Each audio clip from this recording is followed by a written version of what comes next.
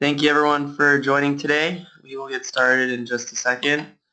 So since it's our first time doing a webinar meetup, the whole point of these are to have talks where people are contributing to it.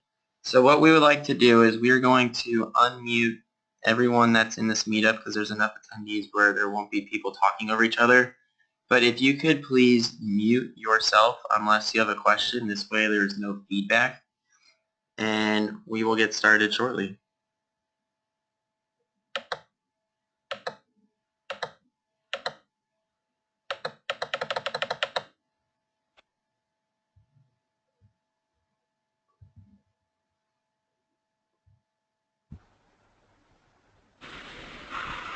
Iya kita kan sih.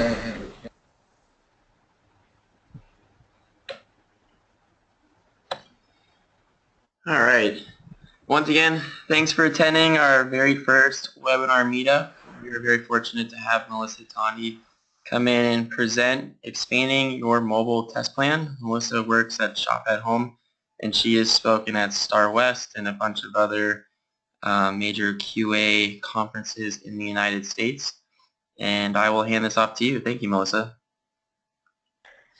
Thank you. I'm really excited to be part of the East Bay Agilistry and QA meetup. When Mike reached out to me a few weeks ago and asked if I'd be interested, I jumped at the chance. So thanks everybody for taking time out of your, I'm assuming is your lunchtime since I'm in Colorado now. So I appreciate it. So this is quite a collaborative session. So just to give a little bit of background on both the content that you're going to be seeing that I'm going to be speaking on, and my background just as within mobile. About 3.5 years ago, I started a lab of people, process, and tools that focus specifically on mobile. And it was really an answer to challenges that test managers, directors, heads of departments, or leads were struggling to figure out. What does mobile technology introduce to existing testing teams, and how can we be better able to support the technology without necessarily adding more people, more headcount, or more money and budget to expand that? And then how do we also continue to keep the high quality that the teams were used to producing as far as their test management and execution, while offering support of new technology? So as a department head, before that, I was struggling to maintain a balance between, how do we increase the technology that we're supporting without necessarily increasing staff and without necessarily an unending budget. So when I had the opportunity to start this lab of people, process, and tools, for the first 6 to 9 months or so, we spent most, if not all of that time, really doing a lot of heavy R&D into determining where mobile introduces areas that we can expand our test plan, and unique challenges that mobile introduced. And so for those of you who may be a little bit seasoned in your career, you may remember kind of either Y2K or the .com introduction, where a lot of companies expanded very, very quickly to adopt technology, but didn't necessarily put in the infrastructure and bones so that it wasn't a mass chaotic endeavor. So learning from those mistakes that we'd made in the past, and then also constantly looking to be lean and efficient within our own team, we came up with what I consider some really great innovations to help teams that have an existing or newly existing mobile strategy, and talk about areas that we've really put in place to be more efficient and more lean again, but also being innovative. And so we hope that, although this is focused mainly on mobile, that the model and approach that we followed would be able to be kind of transparent and translated for other new and emerging technologies. So with that said, the slides and the content that I'm going to be going through, and that I'll eventually just send out to Mike so that you guys can have access to it, is about 3 hours of content. This was originally a workshop session at the STP conference in San Francisco 3 weeks ago, and then last week at the Mobile Dev and Test conference in San Diego, kind of slimmed it down to an hour. So I'm going to be giving a little bit of a condensed version of the content that you'll be seeing. And I'm definitely not a slide reader, so what I'll generally do is kind of go through the slides, let you absorb those, and I'll kind of touch on those, and then really talk a little bit more on what I consider the latter part of the content, which is some of the innovations that we've built in to our lab and that we're existing, and do a little bit more of a deep dive there.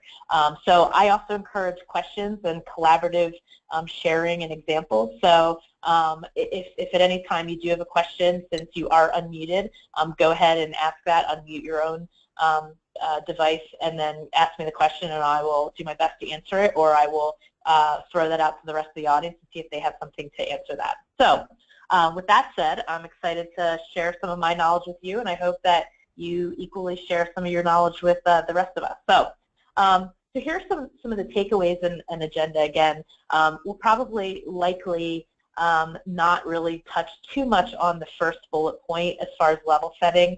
I think I make the assumption that either you have some sort of mobile strategy in place, or even if it's the beginnings part of it, but certainly use the content that's provided in those slides to level set within either yourself or your team, for those of you who may be managers, leads, department heads, something like that. And really we just kind of go through just the two types of mobile solutions, and we focus on mobile web and apps. I do give a brief definition here of Internet of Things, or IoT, as noted in the agenda. But that's really just to just differentiate a little bit between IoT and some of the innovations that are happening in that sector and field. And although I do put a little definition around there, certainly not deep diving in IoT as a result of this presentation.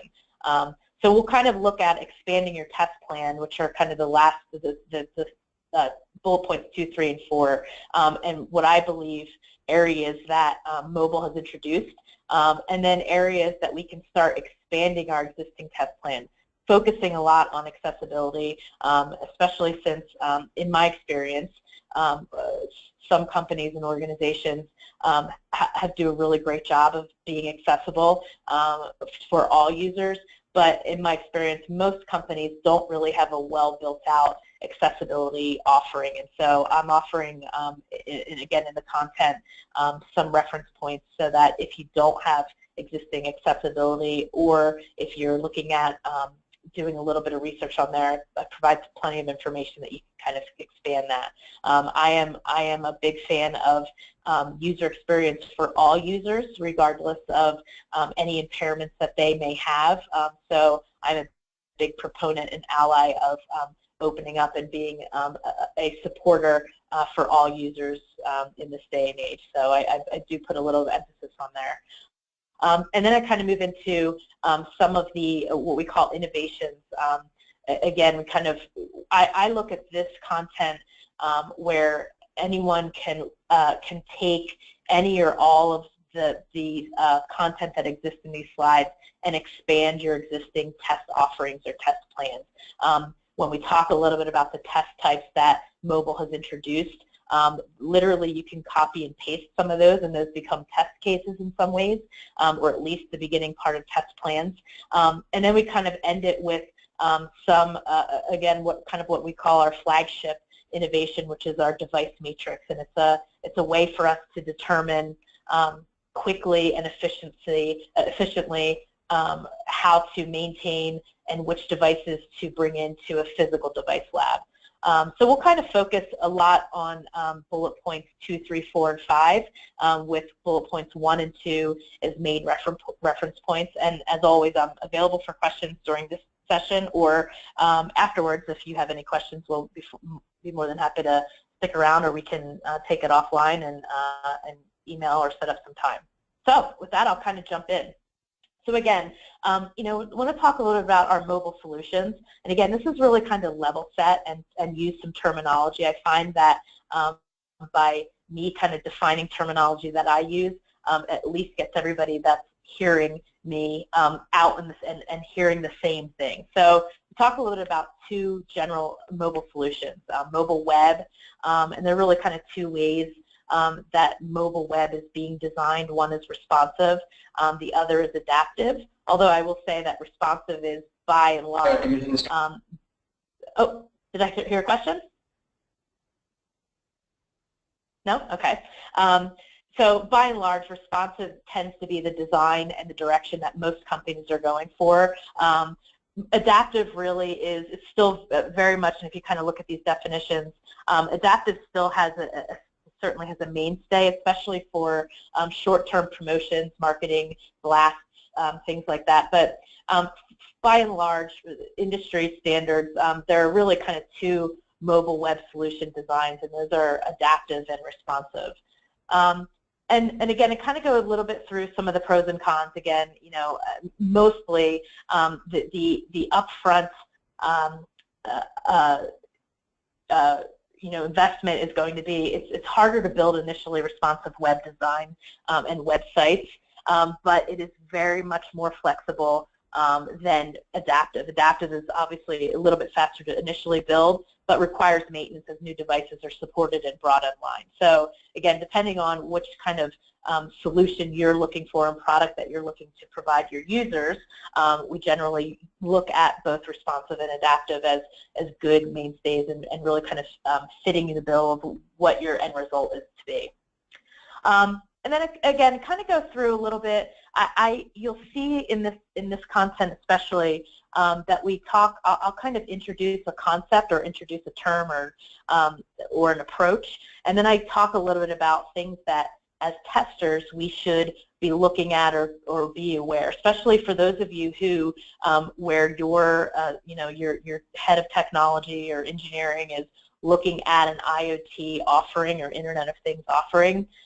For those of us who are testers and are looking at what's the next big thing or what's the next thing that I should be professionally developing myself on. This is, again, a little bit of a definition here of kind of why IoT is important, and more importantly, where some of the limitation is. And so if you're not familiar with the terms IPv4, which is essentially our 32-bit addresses, our IP addresses that we, you know, most of us are currently using, we're moving into IPv6, which is almost infinitely going to expand the unique addresses of capability, since now all of our devices are going to be, you know, having a unique address. We needed to have a solution in there. So we moved from 32-bit to 128-bit addresses, and so IoT really was one of the catalysts in which to move into that direction. And then for those of you who, so as I mentioned before, kind of the mobile solution around mobile web, here are some things and some tools that you should be made aware of. And so if you're not currently using tools like Browser Stack, Responsive Test, Responsinator, Mobile Friendly Test, here's some tools where you can quickly check the responsiveness of your sites without necessarily going to a physical device. And again, I'm making the assumption that most of the attendees here are doing some sort of mobile testing or have some sort of framework and structure in place. So I'll kind of gloss over this a little bit. IoT in particular, you know, we tend to focus a lot from a hiring standpoint and roles and kind of professional development around white box and gray box testing, and there are lots of great white and black box testing. There are a lot of great definitions out there on what those means, but really IoT introduces an area where some companies might not put emphasis on as far as hiring and kind of gray box testing. And what you see here is just a very brief definition of what kind of gray box testing introduces in here. So these are, again, kind of what I see IoT introducing. And so for those of you who either are actively you know, providing IoT products and experiences, or if you are on the edge of wanting that, here are some resources for you as a tester to kind of expand your repertoire and portfolio and resume and get very familiar, if not expert, in these three areas here. Okay, So then we go into our, and again, I'm going to kind of gloss over this a little bit, then our kind of the second industry standard of mobile solution is around apps. So we generally have our native apps, and again, here's a brief definition of what a native app is. And then we move into hybrid apps. And these are, a little bit more, it's interesting, and I would love to hear any of your feedback as far as whether or not your current mobile app solution is more native or hybrid. So if anyone would like to share that, please interrupt me and kind of let me know. But I personally, yes, go ahead. Oh, no. So I was unmuting myself. I was just going to make a quick comment. So Okay. for anyone that's just come in, so I'm going to unmute everyone so all the attendees can ask questions whenever they like. But if you could just mute yourself on your side so there's no feedback coming through. This way we can keep, so mostly can keep talking. But if you do have a question you want to ask, then you can just unmute yourself. Sorry, keep going, Melissa. Okay.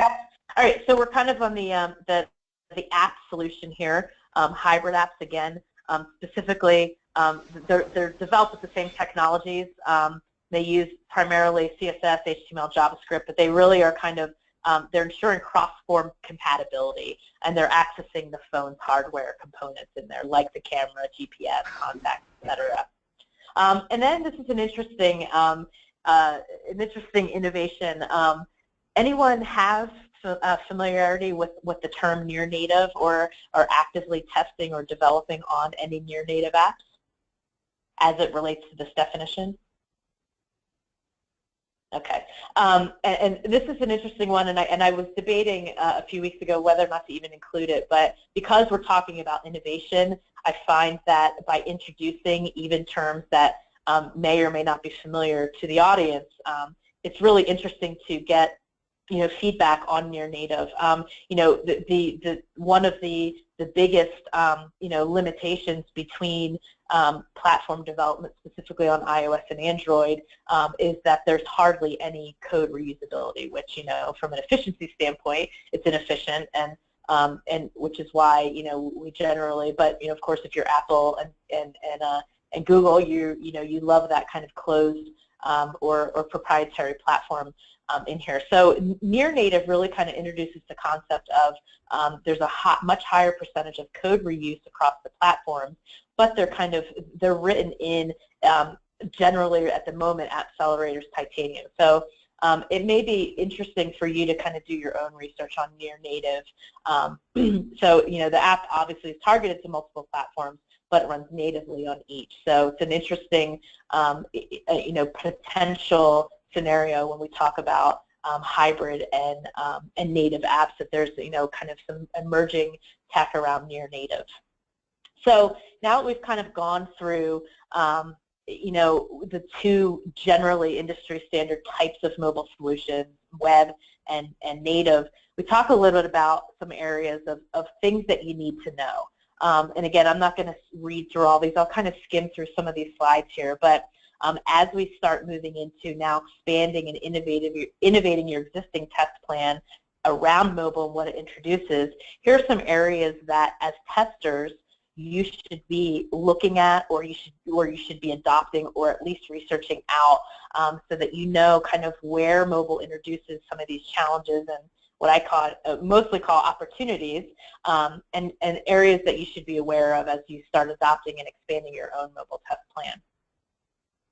And again, this is kind of breaking down the differences between the operating systems. And I will say that I'm fully aware that there are more than 2 platforms around for mobile solutions, mobile app solutions outside of Android and iOS. But for the sake of market share and for the sake of the content and the audiences that I've delivered this to in the past, we generally focus on Android and iOS. Although a lot of the components and approaches and models that I'm kind of introducing here can certainly be expanded to support other platforms such as Microsoft or BlackBerry or some of the others that are coming about. But just for the sake of brevity, we focus mainly on Android and iOS. Okay, so I'll kind of pause and make sure or see if there's any questions as we kind of talk about just kind of the 2 types of mobile solutions that are introduced, and now we're going to get into kind of what I call the meat of the content here is really kind of talking about expanding your test plan. So I'll pause a little bit, see if there's any questions, and if not, I'll move right into some of the test types that we've identified that if you're not currently testing for, you should start looking at to bring into your existing test plan. Any questions? Okay. All right. So again, kind of Melissa, I think we have a yeah. question over here. Yeah, this is Rick. No, Okay. just as you were talking about, maybe you're going to get into this a little bit more too, but as you're talking about, like, I guess one of the things was like near native. So as you look at, I guess as we're level setting, and as you look at the types of apps that you test on, whether it's a native or a near native or HTML5 type of app, does that affect how you build your test plan out then? Is that kind of what you're saying based on those different variables? It really kind of comes into, yeah, I would say it affects how you build your test plan as it relates to technology that you may need to become familiar with. So it's really introducing the concept. As far as the test plan and then the test cases that are built out into your test plan, mobile in particular, whether it's web or native or apps, we kind of identify the types of tests that mobile, regardless of whether or not it's a mobile or mobile web or app, it's kind of agnostic against that. It's really more level setting and saying, here are the types of solutions that exist now, and you should become familiar with which solution you're currently supporting or that you're going to be expected to support. Okay, cool, thanks. Okay.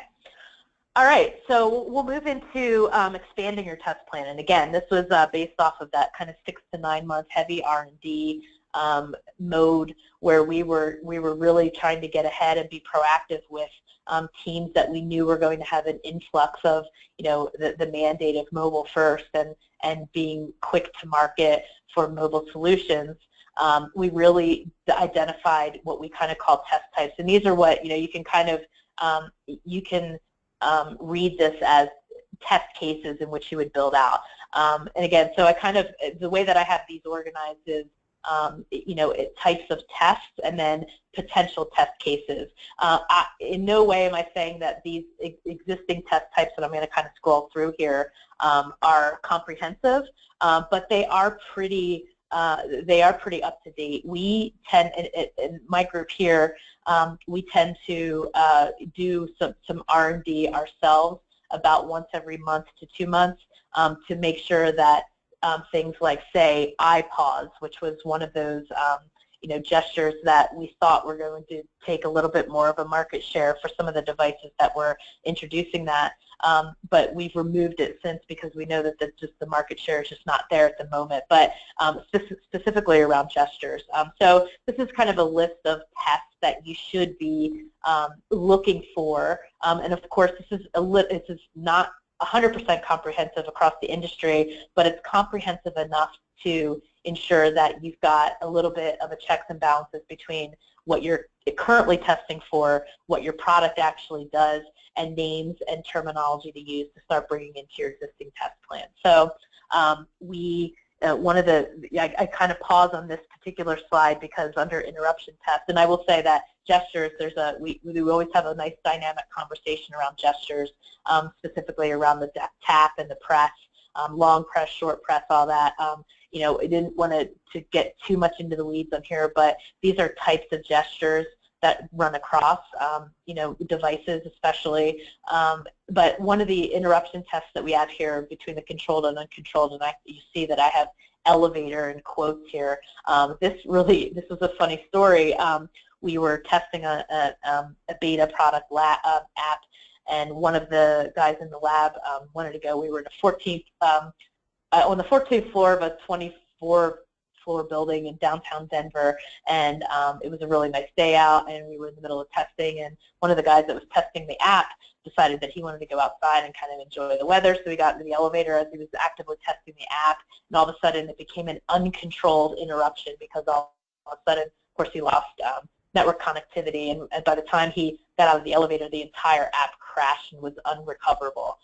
So we kind of affectionately termed that elevator test. But what you'll see here and some of the other types of testing types that I'll scroll through here is, what mobile has introduced to our industry more so than anything is that the user is king, and the user experience, if it's not being emphasized in somewhere else in your organization, whether it's product or user experience or design or user acceptance test, if that's not being heavily emphasized somewhere else, then as testers, it is kind of incumbent upon us to be the keeper of some of those user advocacy and user experience tests, specifically around real life scenarios. So as much as is possible for you to do, I would certainly, when we get to the point where we identify types of tests to really verify on the physical device, I would highly encourage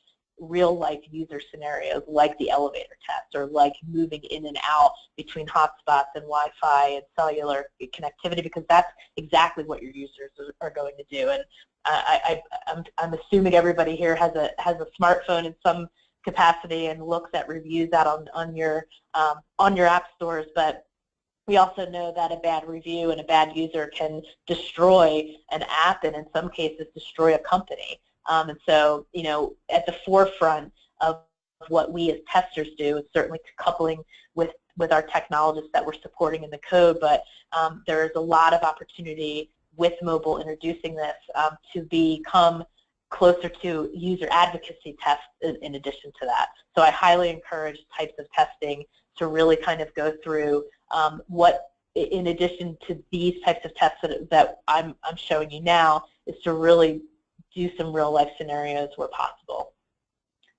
All right, so these are the test types, and again, if you're not currently doing them, or if you, there's some definitions that exist out there, but we feel that this is a pretty comprehensive list in which to add to your existing test plan and services that you offer within your testing team. Okay, I'm going to move into kind of something that's near and dear to my heart, which is accessibility. And really, accessibility is just having the worldwide consortium, W3C, or the WCAG guidelines.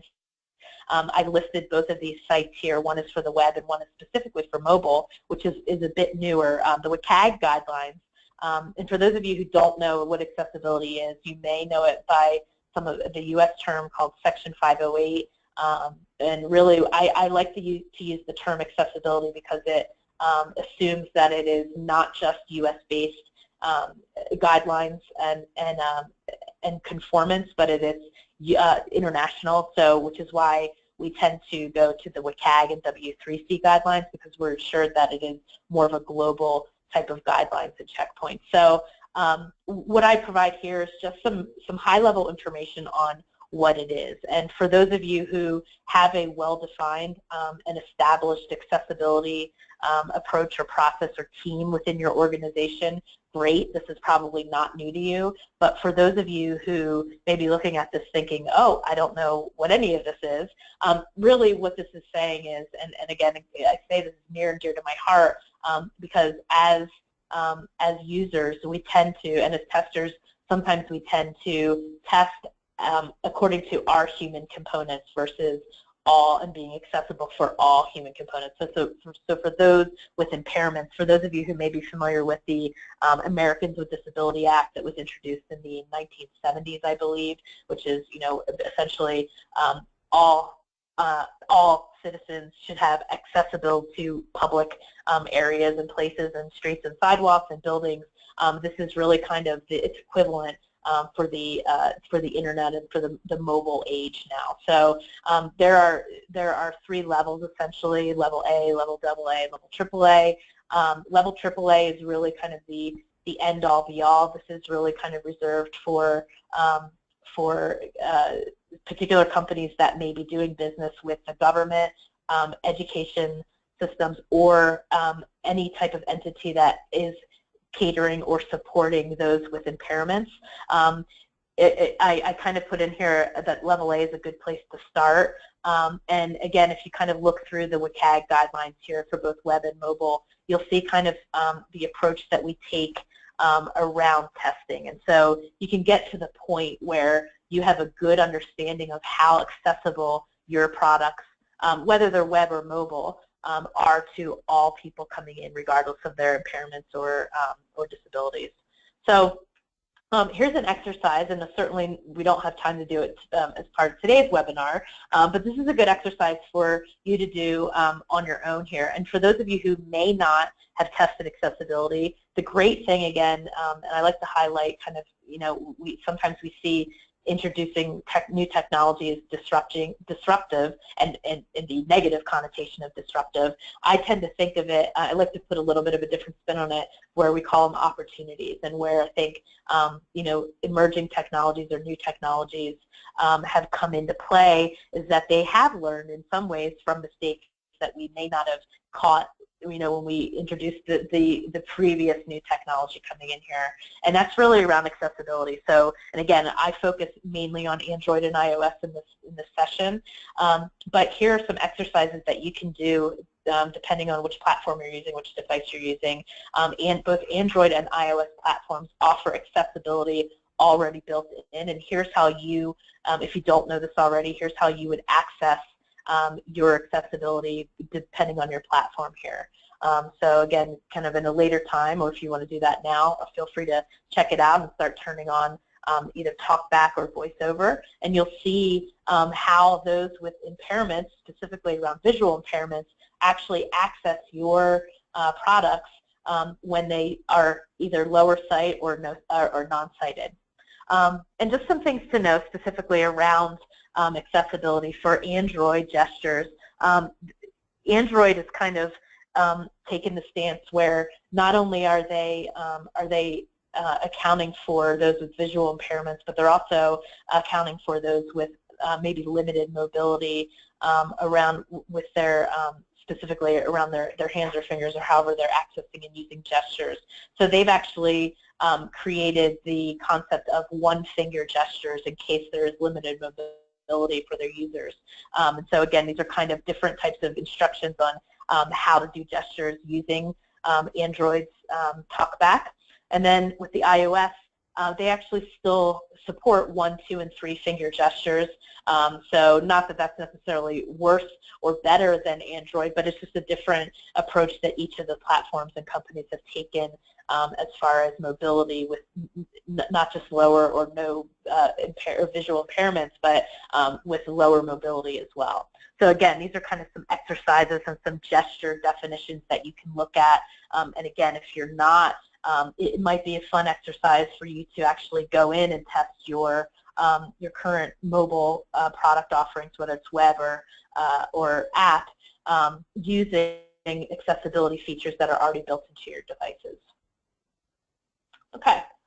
Any questions before we move on kind of to some of the other testing and where appropriate and when not appropriate, and devices and all that? Any questions before I move on to the next section? Okay. All right. So now we're kind of getting down into the weeds. So now we've identified types of testing that mobile has introduced to our existing world, and again, that's ever expanding.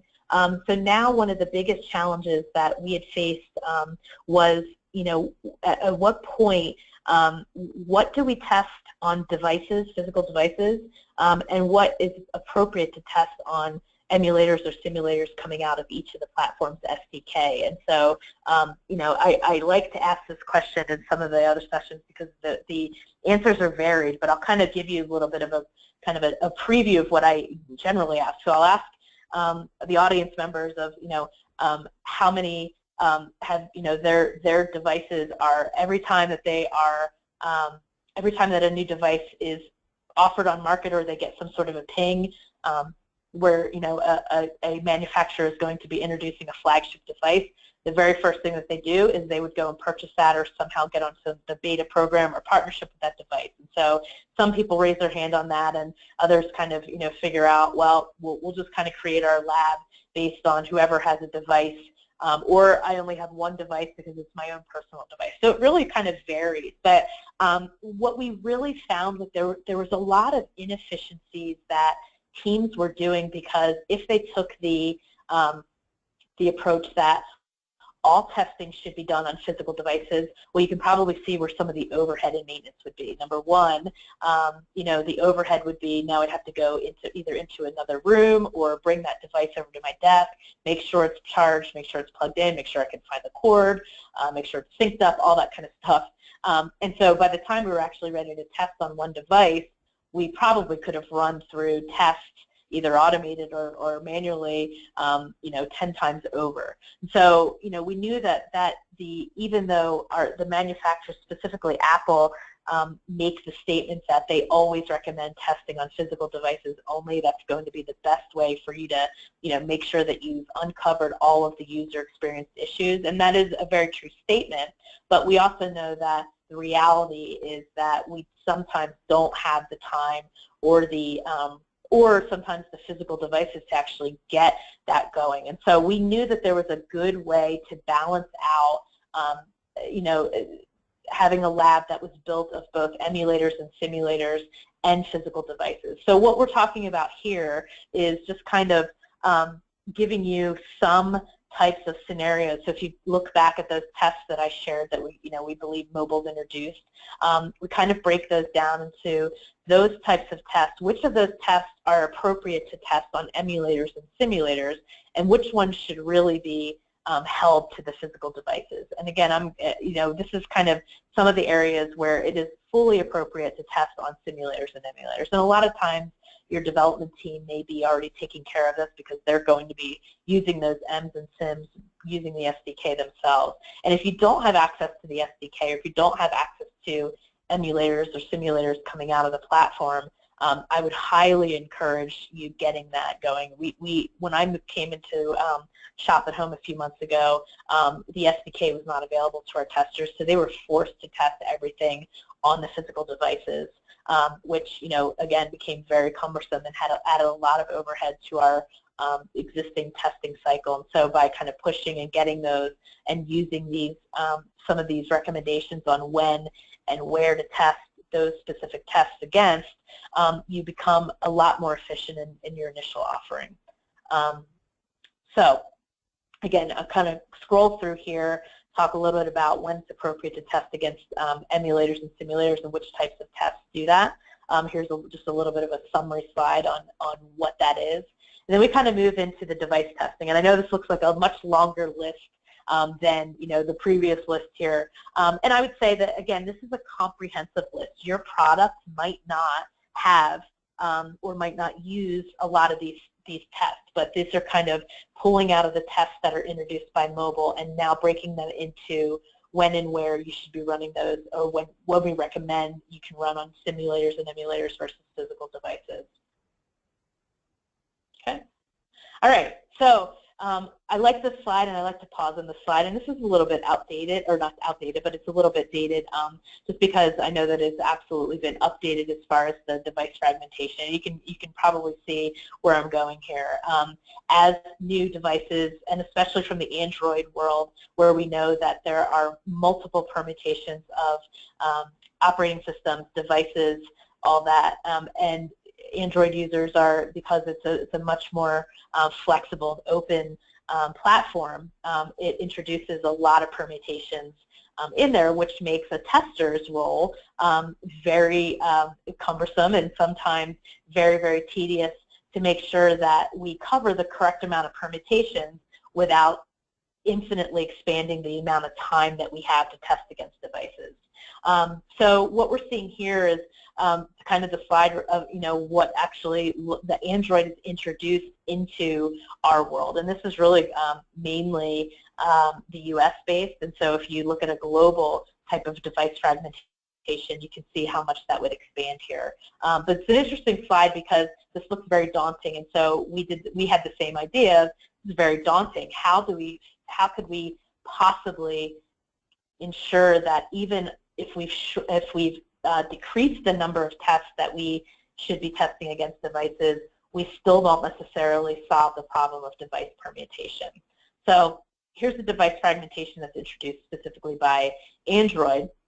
And what we came up with, and this is kind of what I'm calling the kind of one of the flagship types of innovations that came out of our lab, is the device matrix technique. And I'll kind of go through, this slide is a little bit better. What the device matrix technique allows us to do is it allows us to keep a specific number of devices with a reasonable coverage. And so I will say that with the device matrix that we have, that then essentially defines the number of physical devices and what types of physical devices we keep in our own lab. The idea is that we're becoming efficient, and so we're not necessarily going for 100% coverage, but what we've come up with is we know that from our device lab we could have 9 Android devices, and we'd have somewhere between 94 and 96% coverage, which is a pretty good, which is actually very good coverage, and only needing to maintain 9. You could actually drop that number, those numbers of devices down to say 6, and you would still have in the high 80%, somewhere between 88 and 90% coverage, with even just decreasing that number to 6 devices. So you can see that, again, we're looking for efficiency, not necessarily 100% coverage, but we're really being thoughtful on what the devices introduce and the main components and characteristics that are important to us. So, and I pause on this slide as well because, in addition, if 100% coverage or very close to 100% coverage is something that you or your team is being measured by, there are obviously some augmentation like Perfecto, Keynote, AWS Device Farm, and Cloud Test Lab, where you could get those kind of outlier devices that you may not want or need to bring into your own device lab, but that you may need to test on those. And so these are really good options. So between the device matrix and augmentation with one or more of these 4 examples that I'm listing, you could get to the point where you'd have coverage and not necessarily need to maintain all of the physical devices yourself.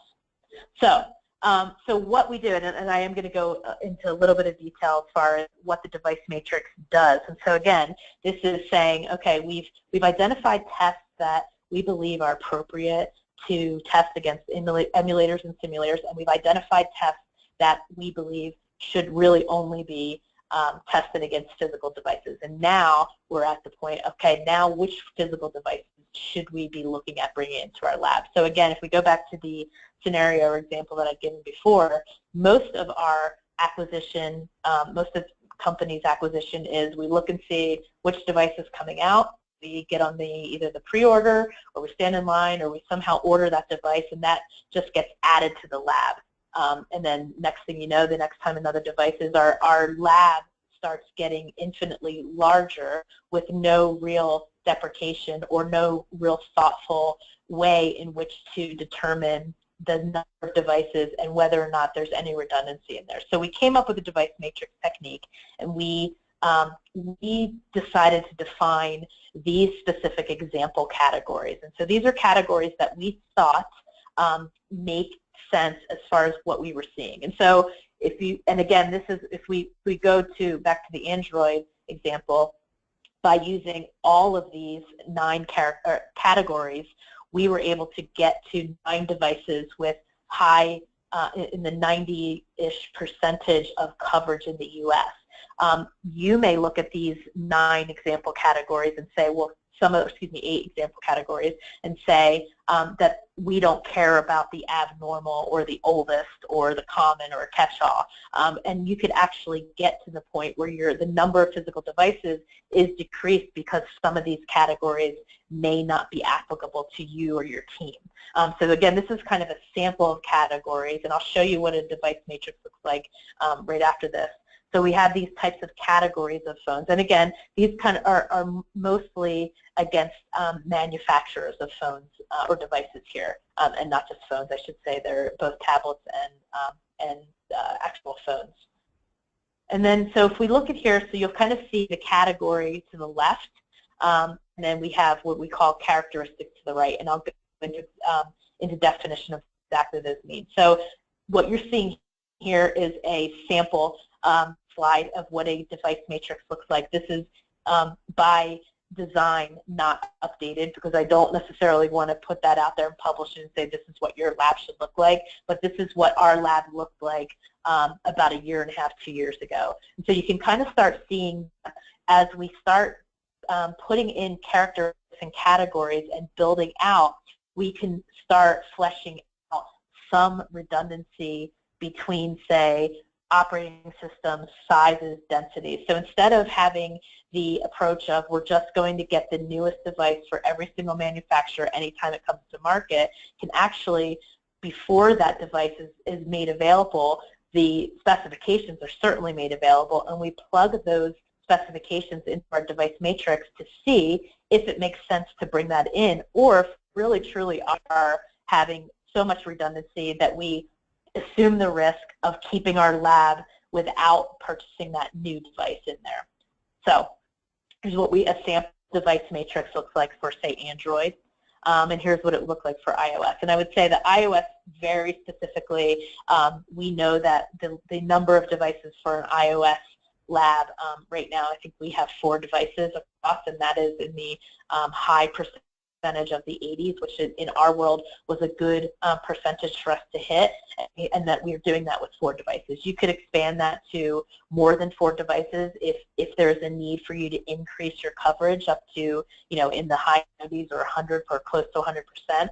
But you can start seeing the different characteristics and categories that we started building between both Android and iOS. And so for those of you who support outside of those platforms, other devices and other platforms, you can start building out your own device matrix using example or sample categories and characteristics that we've built out. So again, when we determine our device matrix, the end result is that we're logically selecting the devices. We're no longer needing to always purchase the first one out there, but we're also logically looking at deprecating devices as well. And so this matched with good end user metrics and analytics to see what your actual users are coming in on. If you have access, and hopefully you do have access to that information, you can start being very efficient with when and how and which devices you actually test against, because we know that of all of the tests that happen, those cause the most overhead and are generally the most expensive just because of the time it takes to spin those up if you are responsible for maintaining and building your own device lab. Again, if you go back to Perfecto and Keynote and some of those other options that I showed, of course they offer a full solution to test against all devices, but clearly with a cost, and in some cases reservations, time needed, and all that. Okay, so I'm gonna pause there and see if there are any questions on anything that I covered, because I definitely want to. We're got about 12 minutes left in this time. There are additional slides here where we talk about tools, and again, I will send this off, and you guys can use this as your reference and use it for any kind of research that you want. There's several slides after this where we talk about different types of test environments and tools, specifically around automation and performance. But I wanted to pause there and see if there are any questions, or if anyone wanted to share some of their examples or some of the challenges that you may be facing right now within your mobile strategy, and see if we can maybe collaboratively talk that out.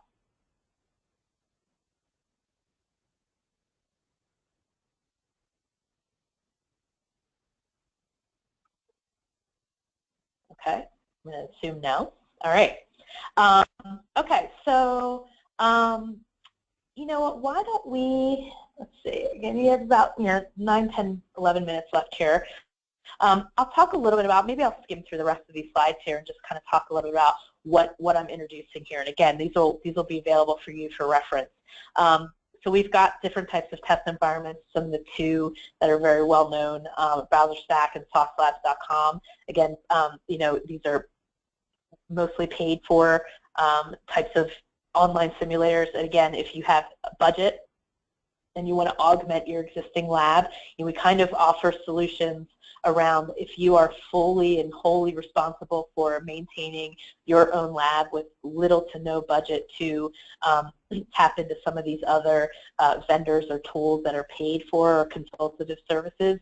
The option is to use the SDK simulators and emulators that come within the platforms that you're developing on, and then having some sort of a device lab that you maintain yourself, and then of course all the way up to if you have unlimited or high budget, then you kind of start tapping into different types of consultative or vendor paid services like BrowserStack or SauceLabs.com in here.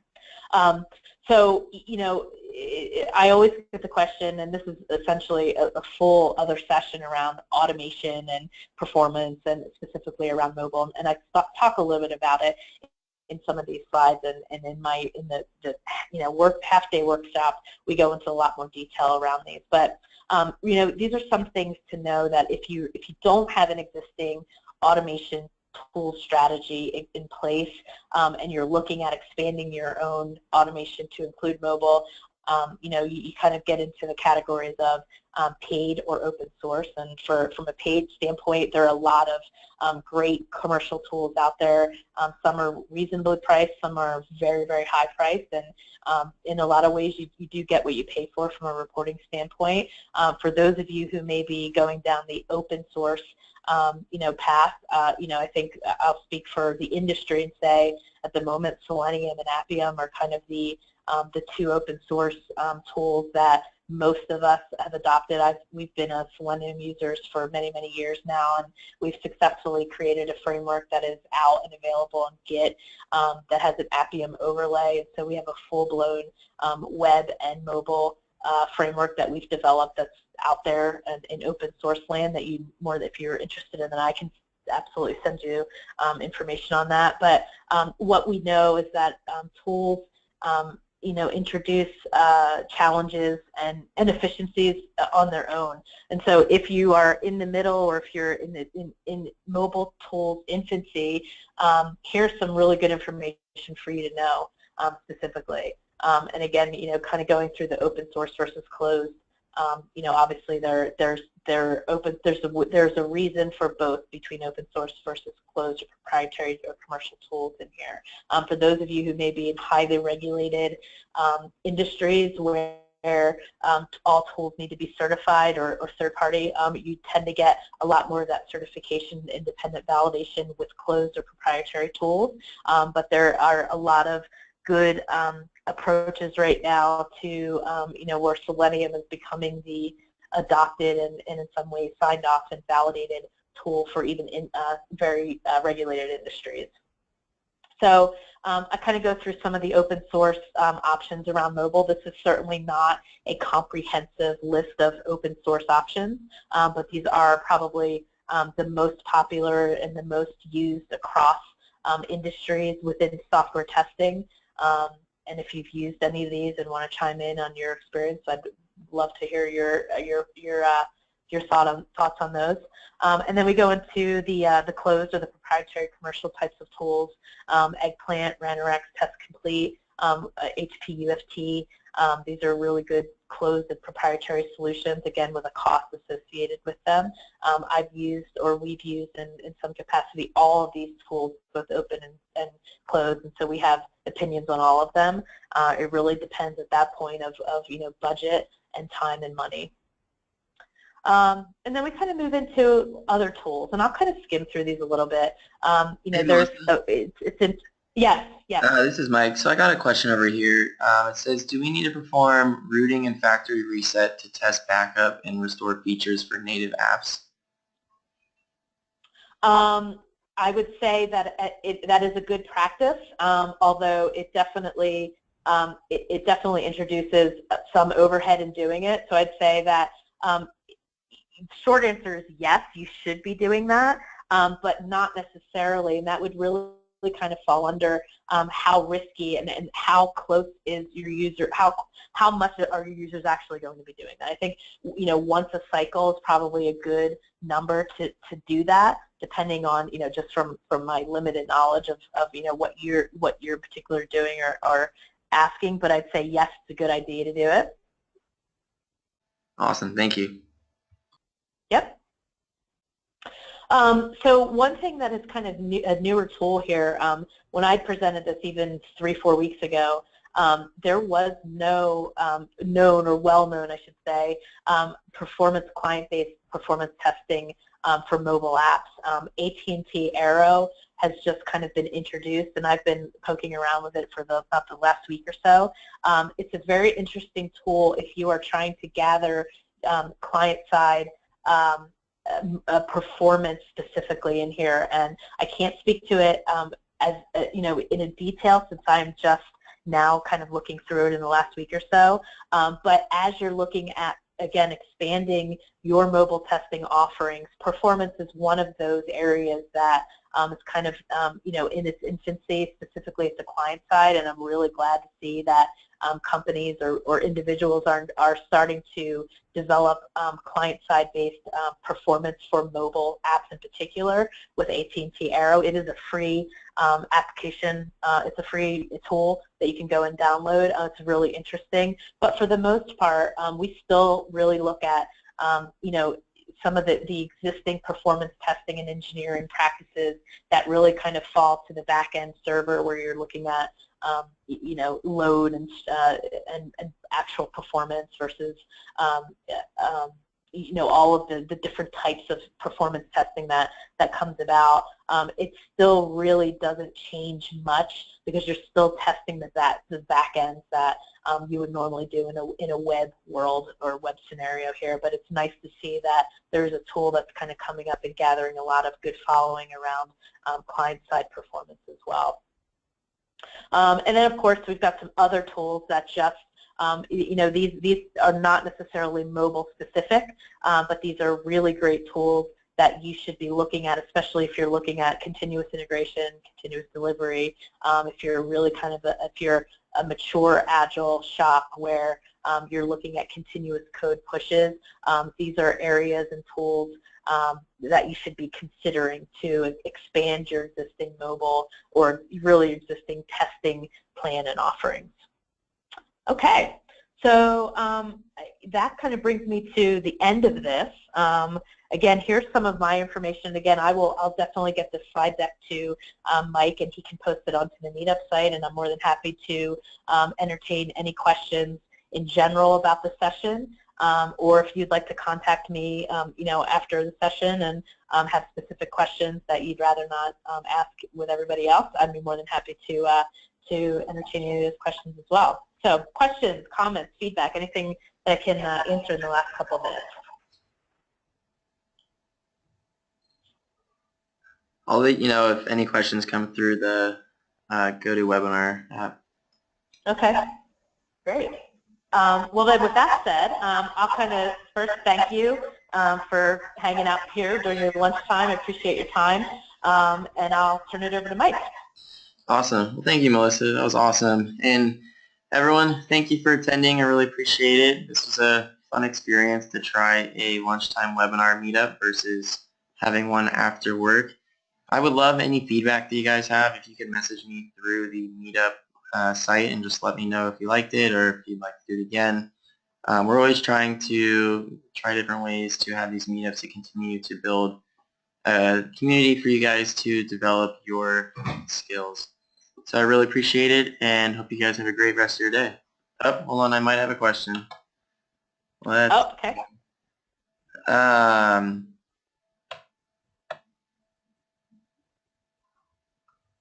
Nope, all right, looks like it's just some comments saying that they thought it was really informative.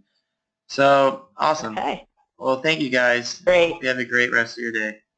Thanks, Melissa. Thanks, guys. All right, bye-bye. Bye-bye.